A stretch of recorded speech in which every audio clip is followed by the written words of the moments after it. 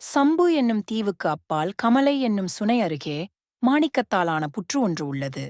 அதில் விஷத்தன்மை கொண்ட 5 தலைநாகம் ஒன்று பல காலமாக வாழ்ந்து வந்தது.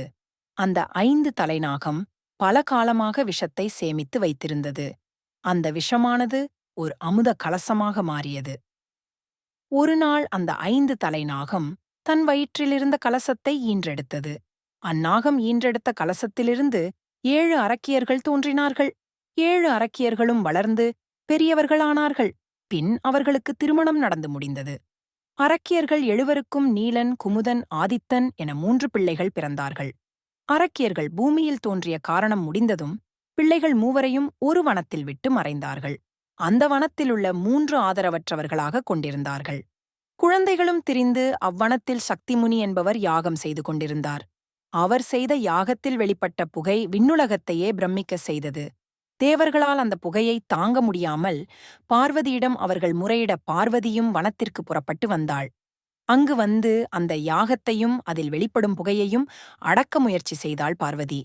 அப்போது பார்வதியின் நெற்றியில் வியர்வை அரும்பியது. அந்த வியர்வை முத்து பூமியில் விழுந்தது. அதிலிருந்துதான் தோன்றினாள்.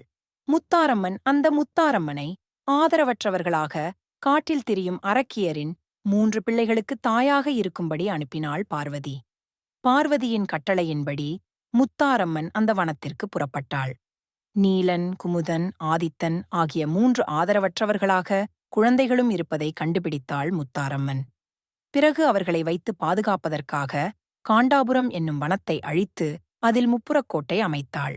அதில் அந்த குழந்தைகளான மூவரையும் வைத்து வளர்த்தாள் முத்தாரம்மன்.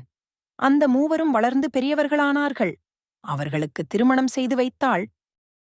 நீலன், குமுதன், ஆதித்தன் என்ற 3 பேருக்கும் சந்தவாழ்குமரன், முத்துத்தம்பி, முத்துக்குமரன் ஆகிய 3 குழந்தைகள் பிறந்தனர்.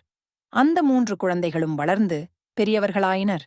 தங்களின் செல்வாக்கையும் சக்தியையும் புரிந்து கொள்ளத் தொடங்கியதும் யாருக்கும் பயப்படாமல் செயல்பட்டனர். அவர்களின் அரக்கத்தனமான குணம் வளரத் தொடங்கியது.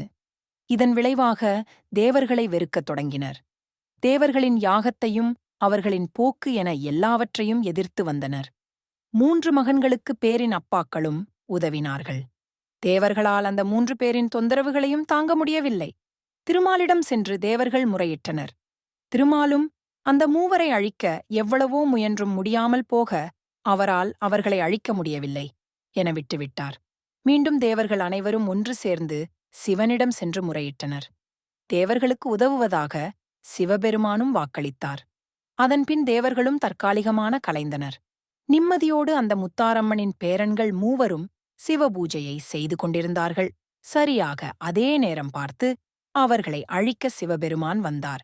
சிவபெருமானை நேரில் சந்தித்த மகிழ்ச்சியில் முத்தாரம்மனும் அவளது மகன்கள் மற்றும் பேரன்கள் என அனைவரும் சிவனின் காலில் விழுந்து வணங்கினார்கள். அங்கு வந்ததற்கான காரியத்தை மறந்த சிவன் கையிலிருந்த சூலத்தை கீழே போட்டு சிரிக்க ஆரம்பித்தார். உடனே முப்புறமும் எரிந்து சாம்பலானது.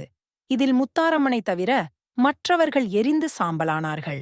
உடனே முத்தாரம்மன் கடும் கோபம் கொண்டு தம் பிள்ளைகளான நீலன், குமுதன், ஆதித்தன் ஆகிய மூவரையும் உயிர்த்தெழ செய்தாள். சிவனிடம் சென்று அவர் செய்த செயலுக்காக தனக்கும் தன் பிள்ளைகளுக்கும் கோடிவரம் கொடுக்க வேண்டும் என்று வேண்டிக் கேட்டாள். சிவனும் அவ்வரத்தை கொடுப்பதாக ஒப்புக்கொண்டார். தன் பிள்ளைகளைத் தவிர இப்பூவுலக மக்கள் அனைவரையும் காக்கும் பல வரங்களை பெற்றாள்.